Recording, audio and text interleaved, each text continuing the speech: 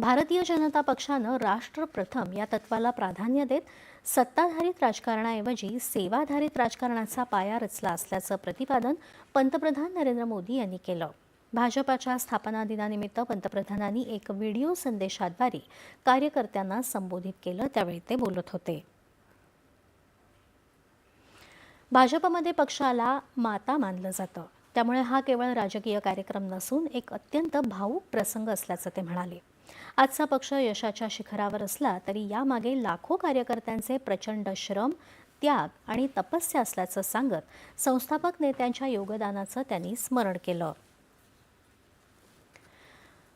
पक्षाध्यक्ष नितीन नवीन यांच्या नेतृत्वाखाली पक्षात नवी ऊर्जा निर्माण झाली आहे। देशाची एकता मजबूत राखण्यासाठी एक देश एक कर, एक देश एक रेशन कार्ड असे ऐतिहासिक निर्णय घेण्यात आले आहेत।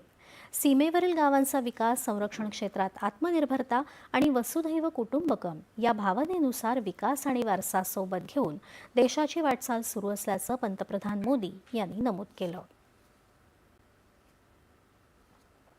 भाजपा